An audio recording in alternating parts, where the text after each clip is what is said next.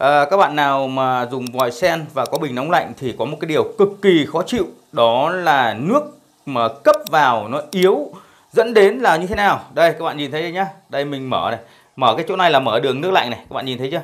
Nước lạnh này thì nó như thế này. Nó cũng không phải là mạnh quá, nhưng mà ở mức độ là cũng được. Thế nhưng mà khi mà gạt sang bình nước nóng này, đây các bạn nhìn này, các bạn nhìn thấy chưa? Nó lại yếu đi. Và tắm như này cực kỳ khó chịu luôn nhá. Đây, gạt sang nước lạnh thì nó mạnh hơn đúng không ạ? Gạt sang nước nóng này nó lại yếu đi như này, cực kỳ khó chịu luôn. Và khi mà chúng ta nước nó yếu như này ấy, cái tỷ lệ pha trộn giữa nước nóng và nước lạnh nó không đều nhau, nên là dẫn đến lúc thì nóng quá, lúc thì lạnh quá. Vậy làm sao để chúng ta có thể khắc phục được cái hiện tượng mà khi mà chúng ta gạt sang cái bình nước nóng thì nó vẫn đảm bảo cái lượng nước ra mạnh được? Thì hôm nay mình sẽ chia sẻ và chỉ cho các bạn một cách cực kỳ đơn giản, và các bạn không phải mất tiền, và chắc chắn các bạn sẽ làm thành công 100% nếu như các bạn làm theo đúng video. Đây, cái vòi sen thì nó sẽ đấu lên cái bình nóng lạnh ở trên nóc nhà tắm các bạn nhé. Đây là cái bình nóng lạnh nhà mình này.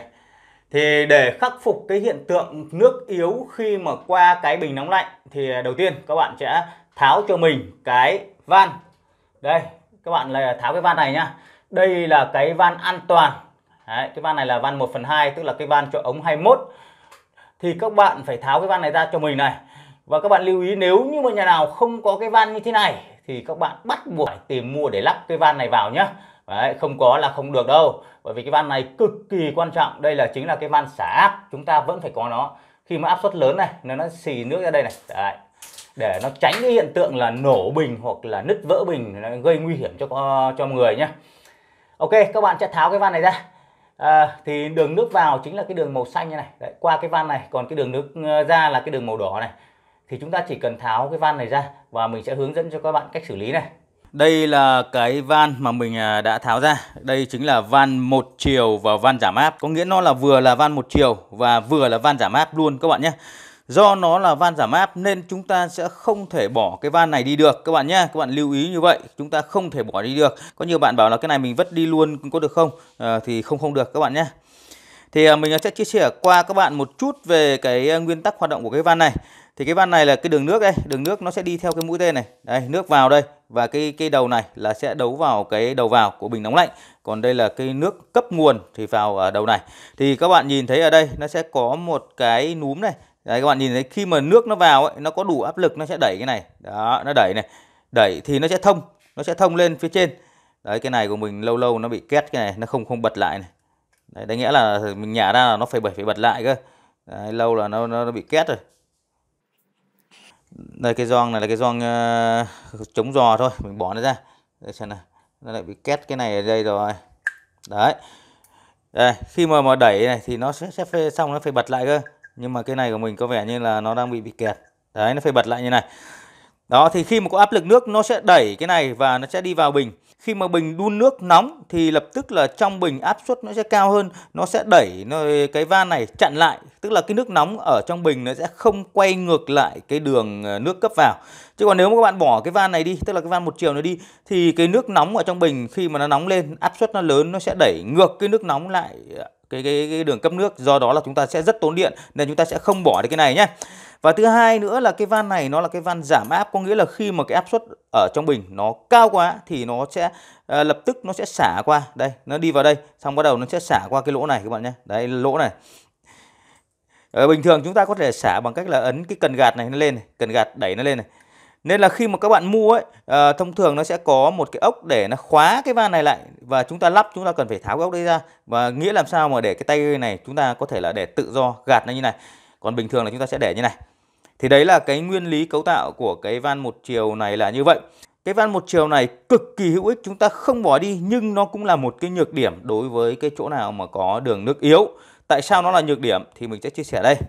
Thì các bạn thấy được rằng là cái này nó là van một chiều, thì bên trong nó sẽ có một cái lò xo. Đây này, cái lò xo nó sẽ tự đẩy này, các bạn nhìn thấy chưa? Đó, nó tự đẩy. Chính vì nó có lò xo, nó đẩy nên nó sẽ có một cái lực đẩy. Những cái nơi nào mà nước nó quá yếu, nó không đủ áp lực để nó đẩy cái lò xo.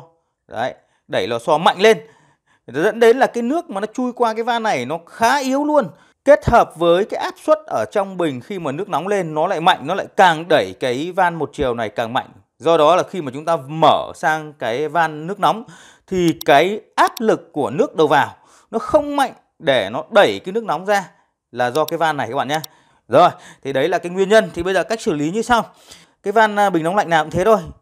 Nó sẽ có một cái ốc ở đây. Đây các bạn nhìn thấy ở đây. Đây là có một cái ốc này. Có những cái van thì nó mở bằng cái tô vít hai cạnh, nhưng mà cái van này nó mở bằng cái lục lăng.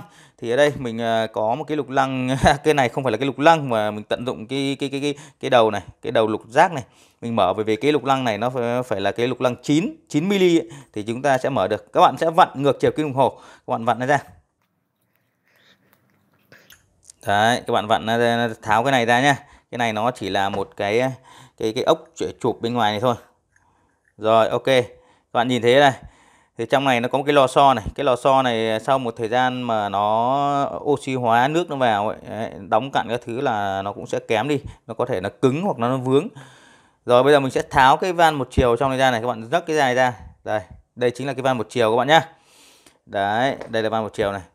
Thì cái nhựa đỏ đỏ này chính là cái cao su để nó chặn này. Rồi thì bây giờ cái cách khắc phục nó như sau nhá. Đây này, các bạn cứ rút cái này ra là cái lò xo nó ra thôi, vì cái lò xo nó rời này. Này, cái này nó đóng cặn này, các bạn nhìn thấy chưa? Đấy, cặn nó vào cái lò xo này nên là cái khả năng đàn hồi của nó sẽ hơi kém. Thì bây giờ các bạn muốn làm giảm cái áp lực lò xo ép lên cái van một chiều này để nước nó vào mạnh thì các bạn sẽ cắt dần cái lò xo này đi cho mình. Đây, ví dụ các bạn sẽ cắt một vòng, hai vòng đầu tiên. Đấy, các bạn cắt cái đầu to này nhá. Còn cái đầu nhỏ này thì các bạn giữ lại, bởi vì cái đầu nhỏ nó sẽ nằm vừa khít với cái gioăng nhựa này.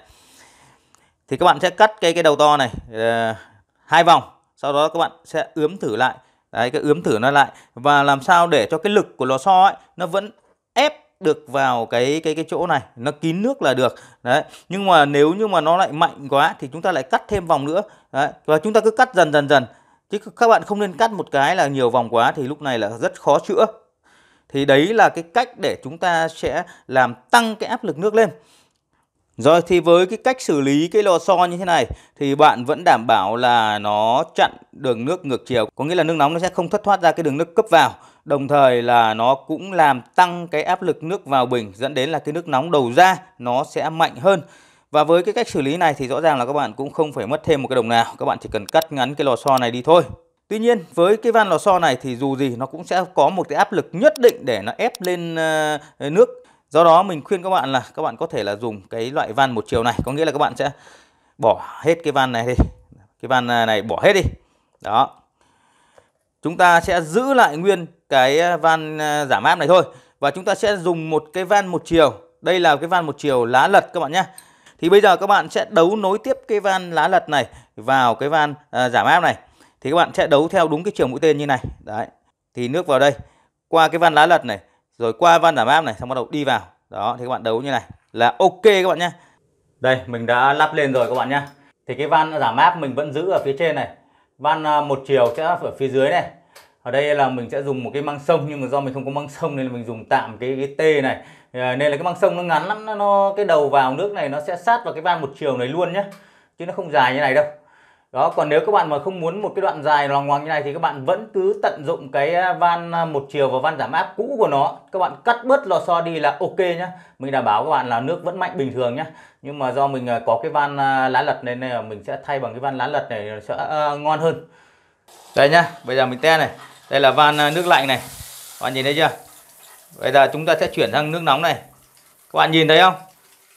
Nó có thể nó không mạnh bằng cái nước lạnh như thế này, nhưng mà nó cũng gần tương đương với cái đầu nước lạnh đầu vào, mà nó không phải là yếu như lần trước nữa, đúng không? Cái lần trước mà khi mà chúng ta chưa xử lý cái van một chiều của bình nóng lạnh thì nó sẽ rất yếu, nhưng đây thì các bạn nhìn thấy đây. Vậy mình gạt lại sang van nước nóng này. Các bạn nhìn thấy chưa? Nó có yếu hơn so với nước lạnh nhưng nó mạnh hơn so với trước. Ok chưa? Các bạn nhìn thấy chưa? Đó.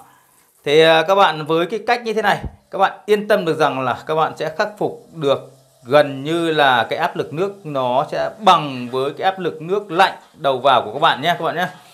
Mình nói là nó bằng với cái áp lực nước vào đầu vào thôi chứ không phải là nó tăng áp lên đâu.